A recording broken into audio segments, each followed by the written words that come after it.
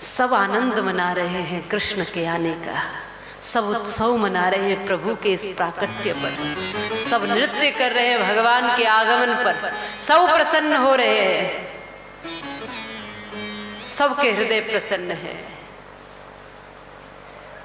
सब मधुरभाषी है यहाँ, सब मीठा बोलने वाले। इसलिए मैं कहती हूँ जितनी भी यहाँ सासू माए हैं, सासू माँ तो मीठा ही बोलती है। अच्छा, सास को लगता है कि सब कड़वाहट बहू के भीतर है, और बहू को लगता है सारी बीमारी सास के भीतर है।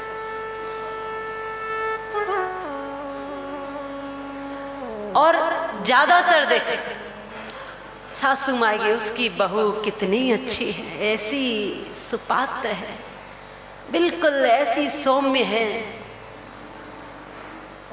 बहुत अच्छी है, बहुत अच्छी बहू है उसकी। तो मेरी देखो ये मेरे ही कर्म में थी। इधर से वो बहू भी कहेगी उसकी सास कितना लाड करती है, मेरी देखो। माने यहाँ दूसरे की सब चीजें अच्छी लगती है, कहते ना दूसरी की थाली की रोटी बड़ी अच्छी लगती है, बहुत बढ़िया, इसकी थाली में तो ये।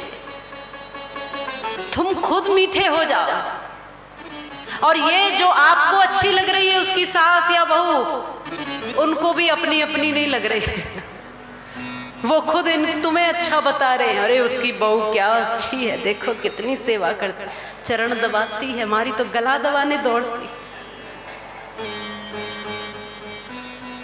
यहाँ दूसरे दूसरे अच्छे लग रहे हैं। और व्यक्ति ने, एक परिवार बेटी के लिए वर ढूंढने जा रहा था, तो उससे पूछा कि बेटा घर में सास देखे कि नहीं देखे, क्योंकि सास के साथ भाई न रह पाओ, बड़ी मुश्किल हो जाएगी, रोज झगड़ोगी, फिर रोज यहीं आओगी भाग भाग के। तो वर देखने जा रहे हैं, क्या करें, सास देखें कि नहीं देखें। पंजाबी थी बेटी, उसने कहा देखो पिताजी, या तो सासू माँ चंगी हो गए, चंगी माने बढ़िया अच्छी हो गए, लाड़ दुलार करने वाली, प्यार करने वाली अच्छी हो, या तो सासू माँ चंगी हो गए, नहीं तो दीवार पे फोटो टंगी हो गए।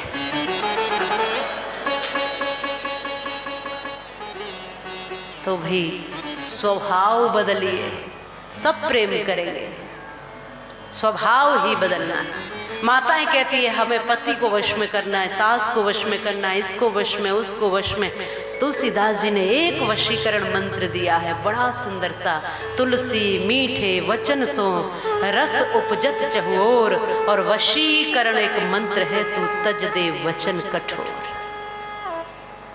क्या जाता है, मीठा बोलने में कुछ जाता नहीं, हाँ, लेकिन अकड़ जरूर चली जाती है, अकड़ चली जाती है।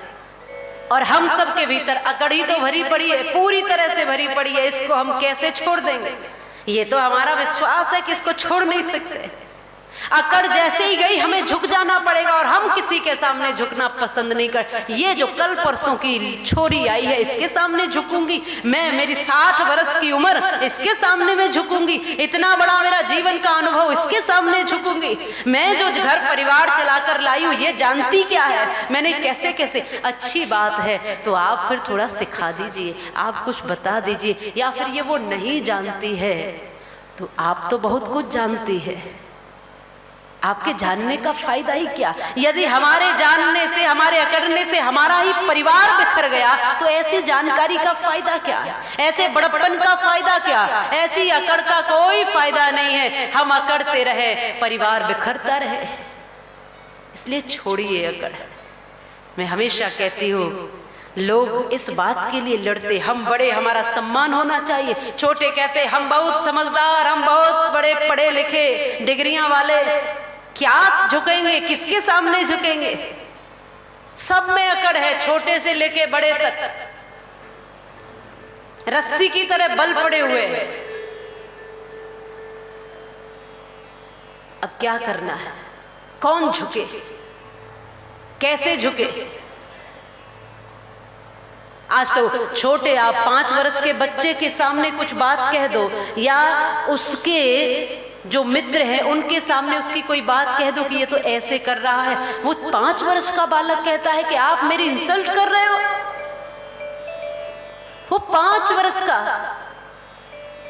जो मुंह धोना नहीं जानता, वो कहता आप मेरी यहाँ बदनामी कर रहे हो, इनके सामने मेरी इंसल्ट कर रहे हो, मेरी भी कोई 5 साल के बच्चे की। वो कहता मेरी भी कोई इज्जत है। इतनी अकड़, क्योंकि उसने अपने दादा को अकड़ते देखा, पिता को अकड़ते देखा, उसने सब बड़ों को अकड़ते देखा। उसने कहा यही स्वभाव है मेरा, अकड़ो भैया जितना अकड़ सकते हो, क्योंकि अकड़ से ही बड़े बनते हैं यहाँ।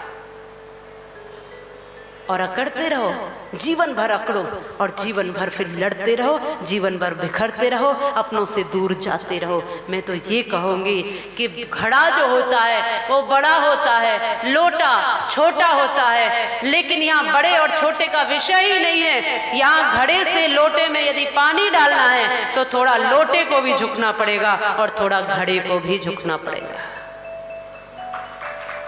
सीधी सी बात है। जब लगे कि घर परिवार कहीं बिखर रहा है, कहीं ऐसे मोड़ पर है, तो बड़ों को झुक जाना चाहिए, कोई फर्क नहीं पड़ता। अरे जब बच्चे छोटे होते हैं तब तो उनको कंधे पर बिठा बिठा के, ये वही बालक है दुधमुआ जिसको आपने कोख में रखा है, जिसको गोद में खिलाया है, जिसके मलमूत्र साफ किए हैं। अब थोड़ा बड़ा ही तो हो गया है, क्या हुआ है तो मेरा ही बालक है, तो मेरा ही अंश है, तो छोटा, कोई बात नहीं, इसको सम्मान मिल जाए, इसको संतुष्टि मिल जाए। आप अपने बड़प्पन से जीवन जीना सिखा रहे हो, तभी तो बड़प्पन है। अकड़ने से बड़ा नहीं होता व्यक्ति, झुकने से बड़ा हो जाता है।